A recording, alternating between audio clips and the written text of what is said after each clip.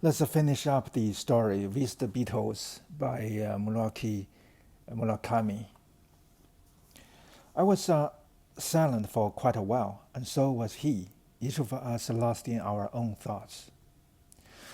On that day in a cafe at the top of Mount Rico, my girlfriend and I broke up.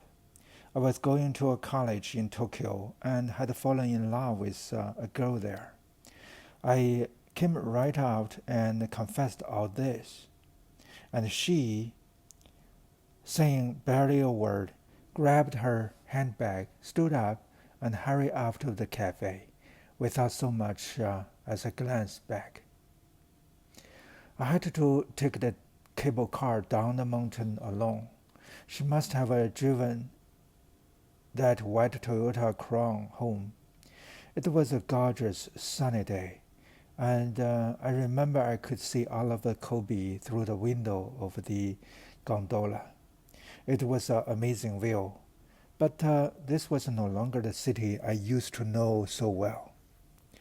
That was the last time I ever saw Soyoko. She went on to college, got a job at a major insurance company, married one of her colleagues, had two children, saved up sleeping pills, and took her own life. I would have broken up with her sooner or later, but still, I have a very fond memory of the years we spent together. She was my first girlfriend, and I liked her a lot. She was the person who taught me about the female body. We experienced all sorts of new things together and shared some wonderful times, the kind that are possible only when you are in your teens. It's hard for me to say this now, but she never rang that special bell inside my ears. I listened as hard as I could, but never once did it ring. Sadly, the girl I knew in Tokyo was the one who did it for me. This isn't something you can choose freely, according to logic or morality. Either it happens or it doesn't. When it does, it happens of its own accord, in your consciousness or in a spot deep in your soul. You know, my former girlfriend's brother said, it never crossed my mind, not once, that Soyoka would commit suicide, even if everybody in the whole world had killed themselves. I figured wrongly, it turns out. She would still be standing, alive and well.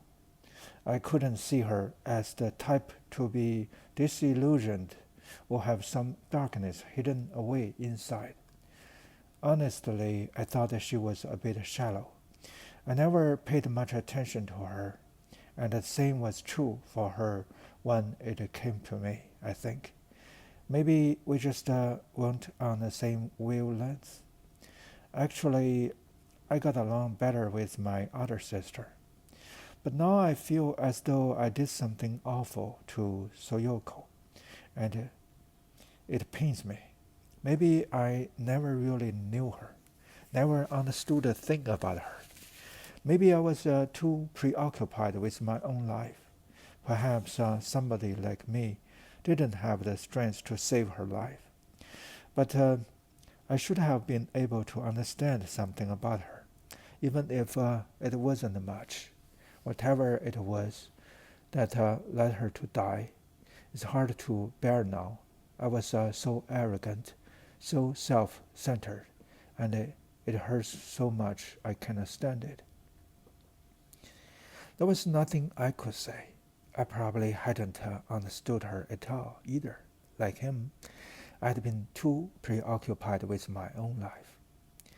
My former girlfriend's brother said, in that story you read me back then, Akutagawa's spinning gears, there was a part about how a pilot breathes in the air way up in the sky and then can't stand breathing the air back here on Earth anymore.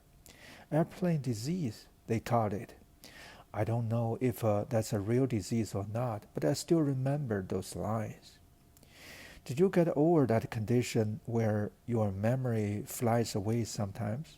I asked him. I think I wanted to change the subject away from Soyoko. All right, that, he said, narrowing his eyes a bit. It's kind of weird, but that just spontaneously went away. It's a genetic disorder and it should have gotten worse over time, the doctor said. But it just up and vanished, as if I'd never had it, as if an evil spirit had been expelled. I'm glad to hear that, I said, and I really was. It happened not long after that time I met you. After that, I never experienced that kind of a memory loss. Not even once. I felt calmer. I was able to enter a halfway decent college, graduate, and then take over my dad's business. Things took a detour for a few years there, but now I'm just living on an ordinary life. I'm glad to hear that, I repeated. So you didn't wind up bashing your father over the dead with a hammer. You remember some dumb things too, don't you? He said, and laughed out loud. Still, I don't come to Tokyo on business trip very often, and it seems strange to bump into you like this in this huge city.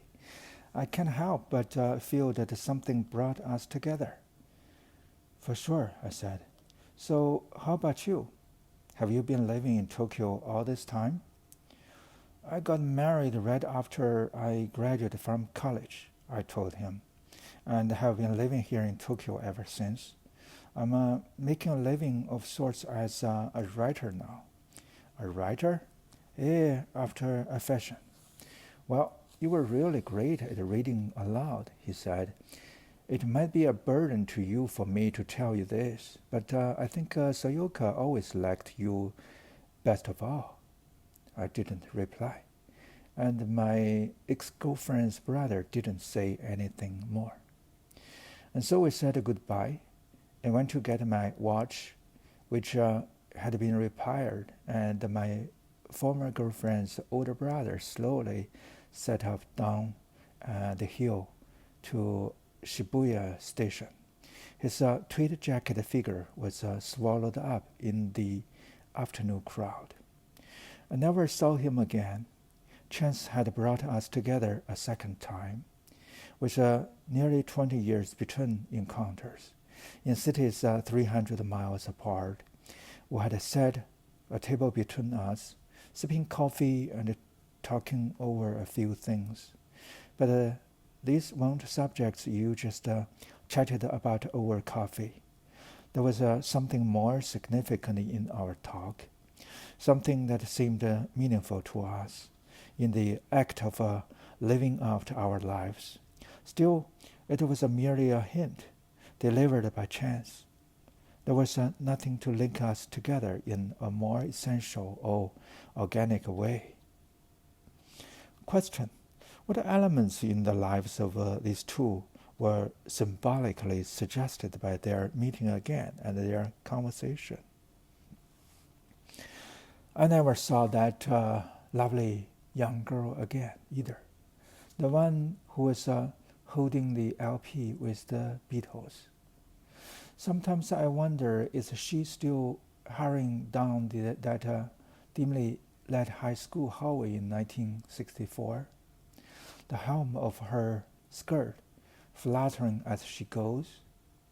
16 even now, holding that wonderful album cover with the half-lit photo of John, Paul, George, and Ringo, clutching it tightly as though her life depended on it. Okay, finally we finished reading this story, and I have to say a few things. First of all, I just feel when I read this story is too long. As you can see, I read it like 6 times. And at the beginning, it talk about that girl holding the album, and then he met Soyoko, and then he met Soyoko's brother at kind of randomly going without something significant, and I feel not very happy about Murakami's writing. But then after finish reading it, I just feel it's still something, and you may imagine that maybe it is the spirit of Sayoko who brought her brother and the writer again together. But then, life is full of all these regrets, or some of things that are regretful or not so grateful. But you can see here the author at the end still remembers that girl holding the LP with the Beatles, not Soyoko. That also shows something. Maybe it shows something to different people with different things, so I don't want to say it. But, okay, that's it for today.